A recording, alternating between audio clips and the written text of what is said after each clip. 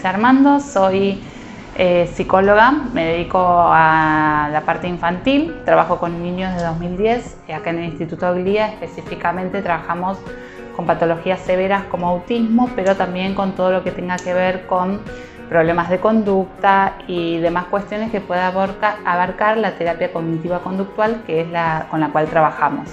Además y tengo una especialización en neuropsicología, donde se trabaja con niños, adolescentes y adultos. Nosotros tenemos muchos niños que vienen anualmente porque tienen un proyecto de discapacidad, entonces comienza un tratamiento y continúan hasta el final de año. Lo que sí hemos visto, por ejemplo, es que el año pasado, cuando se hizo todo esto del aislamiento, de que no se podía salir de la casa y se tuvo que ir a la virtualidad, incluso para terapias, hubo un retroceso en lo que es los avances que habían logrado cada uno, ¿sí? Y también aparecieron, por ejemplo, expacientes que ya se les había dado el alta y demás, con estos problemas de pánico, estrés o estos cambios de rutinas que generaron situaciones no atípicas. Por ejemplo, si bien la ansiedad es un sentimiento, ¿sí? O una emoción que se desencadena frente a un miedo, a algo desconocido o algún problema o alguna preocupación, y donde el niño no puede hacerle frente a eso, esto de un día para el otro cambiar las rutinas, estar encerrados, que no tienen escuela, no tienen contacto con sus seres queridos, a lo mejor que antes iban mucho de los abuelos o compartían con sus pares, y estar en un aislamiento total generó más estados de estrés, más estados de ansiedad. ¿Y cómo se ven los niños? A ver, hay niños que a lo mejor habían controlado esfínteres y volvieron a tener problemas que se relacionan con la enuresis, problemas en las rutinas de sueño, problemas en lo que tiene que ver con dolores somáticos de estómago, de cuello, de cabeza y demás, que antes no existían, niños que se volvieron más irritables, que se enojan más, que reaccionan violentamente frente a situaciones que no se lo merecen, ¿sí? Niños que a lo mejor empiezan a llorar por situaciones como poner un plato en la mesa o tener que irse a bañar, cosas que no eran una respuesta cotidiana diaria, han perdido el apetito o no tienen ganas de comer, y esto del constante uso de pantallas tampoco es beneficioso y genera también que aquellos que antes buscaban o morían por ver una pantalla o jugar un jueguito, hoy en día no quieren tener un contacto porque eso es lo que a ellos los acerca al contacto con otro o a la escolaridad, entonces tratan de evitarlo. Los niños son los que mejor se adaptaron a esta situación, porque el adulto, dentro de todo, bueno, tuvo que salir a trabajar, tuvo que seguir sus rutinas, se amoldó y demás, pero el niño es como que quedó encerrado, se quedó sin escuela, se quedó sin amigos, se quedó sin cumpleaños, se quedó sin el club, se quedó sin nada, ¿sí?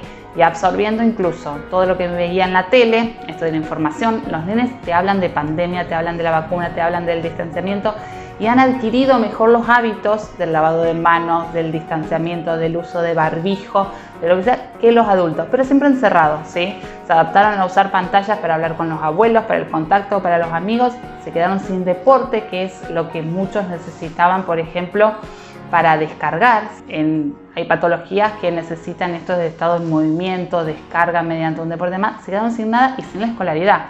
Entonces uno dice, sí, nosotros como adultos nos logramos adaptar y ver esta nueva realidad, pero los niños, sin entender y a veces sin comprender, se adaptaron mucho mejor que los adultos, ¿sí? Porque se quedaron sin nada, y a la vez esto, uno puede decir, estoy nervioso o estoy ansioso porque no puedo ir a tal lugar. Ellos no lo pueden ver o no lo pueden decir así. Entonces, ¿cómo lo manifiestan?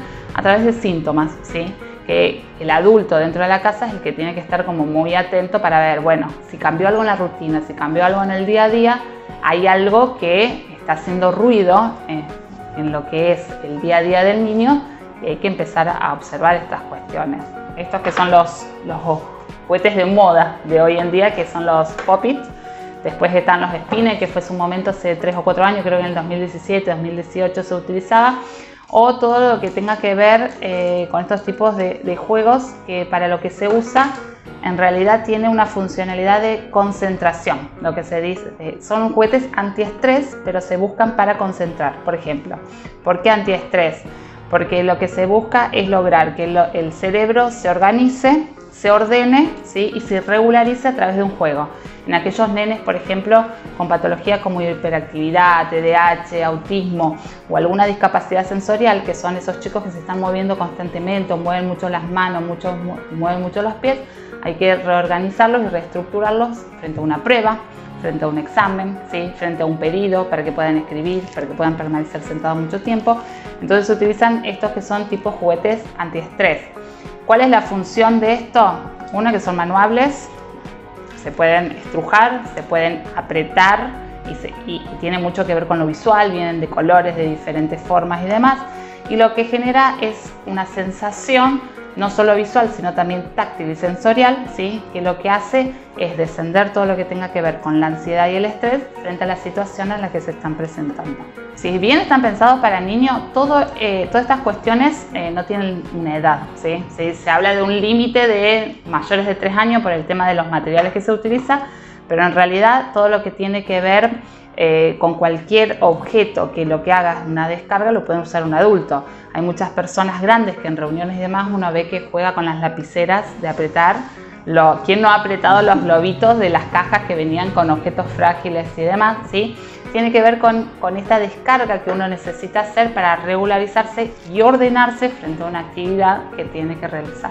Lo ideal sería poder establecerles una rutina en su día a día, ¿sí? Que el chico sepa que desde que se levanta hasta que se acueste tiene determinadas actividades, esto de que puedan salir al aire libre, ¿sí? Que no estén siempre encerrados, de observar muchas veces estas señales que hablábamos antes o estas conductas que empiezan a aparecer, que uno dice, y es porque están encerrados y demás. No, son cosas que son llamados de atención, y si bien no se necesita urgentemente consultar con algún profesional y demás, cuando esto escapa de las estrategias que podemos hacer dentro de casa o cómo podemos resolver dentro de casa, está bueno poder consultar para despejar dudas. No quiere decir que sí o sí el niño es el que tenga que ir a terapia, sino muchas veces los papás, acá suele suceder mucho, que llaman, hacen consulta, una entrevista, y se puedan regularizar o reacomodar conductas y estrategias dentro de casa para manejar a los chicos, y más en esta situación en donde lamentablemente es todo un encierro. Se adaptaron a burbujas, se adaptaron a escuelas, se adaptaron a no escuelas, se adaptaron a la virtualidad, y la verdad para ellos o su cabecita o su procesamiento, hablamos desde muy chiquitos hasta los adolescentes, fue un cambio importante. Estar atentos. Lo bueno de esto es, nosotros siempre decimos, acá somos un equipo interdisciplinario, trabajamos muchas profesionales de todas las áreas, hay psicopedagogas, hay terapista ocupacional, kinesiólogas, psicomotricistas, docentes de todas las áreas, fonoaudiólogas, psicólogas, y la mayoría de nuestros pacientes, si bien muchas veces van a más de una terapia, nosotros siempre pensamos que las personas con discapacidad frente a esta pandemia es como que los niños con discapacidad como que se dejaron de lado, ¿sí? No se pensó tanto en ellos porque está bien, nos encerramos todo, la pandemia todo adentro, había un riesgo importante como es este virus y demás, pero hubo muchos retrocesos en los niños atípicos, por así decirlo, y más en aquellos que tienen una discapacidad como los que nosotros vemos acá hoy, día a día. Entonces nos parece muy importante que cuando se tomen medidas o se piensen en estas cuestiones, también se los tome en cuenta a los chicos que tienen discapacidad, porque la verdad la familia que se tuvo que encerrar con un hijo con discapacidad la pasó muy mal y vieron muchos retrocesos de avances que habían logrado en diferentes etapas y en diferentes áreas, y lo vemos acá en el consultorio. La verdad, el año pasado que no se pudo trabajar presencial durante muchos meses, el retroceso fue importantísimo. Y un juguete de estos puede ayudar, pero no va a curar una ansiedad, no va a curar el estrés, ¿sí? No va a curar algo grave. Acá decimos que todo lo que utilizamos dentro del consultorio o en las casas, como sugerimos y demás, son juguetes, si bien de moda, pero antiestrés o juguetes para poder regularizarlos, pero es una ayuda, no es una solución. Entonces esto de poder consultar con profesionales idóneos y poder pedir ayuda, ¿sí? Aparte de brindar todo el material que necesita.